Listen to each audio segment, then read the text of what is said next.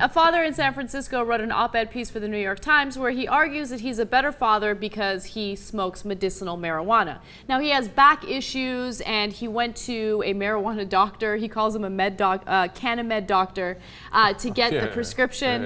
And he says that the prescription helped tremendously with his back, but he realized that it also changed his relationship with his kids. So Mark Wolf has 3 daughters and they're all extremely young. They were born around the same time, and he has a hard time working all day and then coming home and playing with them, paying attention to them, and doing homework with them. So he says that after he started smoking pot, he's actually able to concentrate on quality time with them.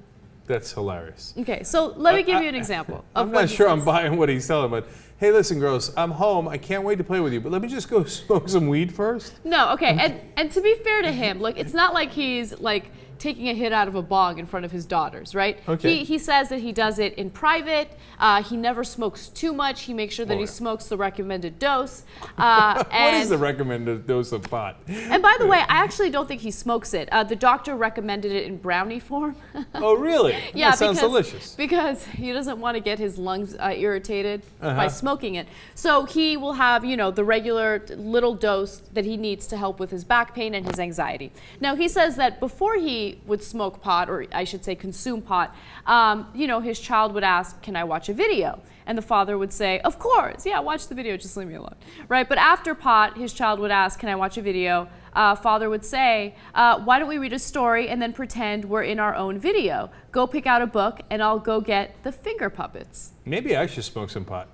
Because when Pro asked me to watch a video, I'm like, oh, have at it, horse. No, it's really interesting because he talks about how when he's high, he fixates on things and he appreciates things that he normally doesn't notice. So he'll look at the grout on the floor, on the tile, right? And he'll notice like, wow, look at that interesting pattern, right? Or he'll look at oh, come on, come on. Look. He almost had me until he went in that direction. That's ridiculous. I was speaking and thinking like, oh, help him with the homework and tell him stories.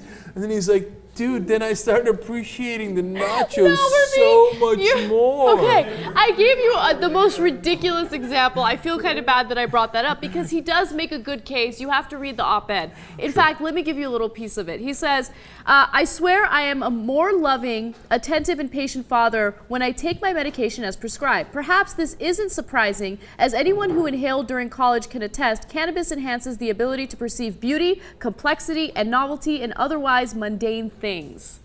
All right. So the grout thing is just like one ridiculous example. Sure, yeah. Jesus, you buying it? Totally buying this. I've heard that when you smoke, you are one appreciative motherfucker. Like you appreciate everything around you. You're like, man, my wife did this for me. Like it's so nice of her. She left me this to eat.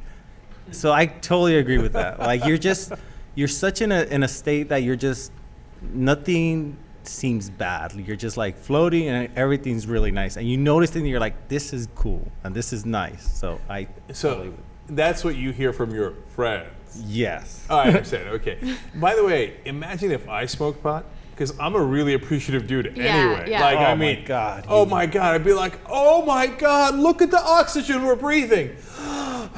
I appreciate it so much. I it's something honestly, like taking the elevator. You're like, damn, people put in a lot of work to put this fucking elevator here. No, but it's really I'd interesting have to take the stairs every night, you know?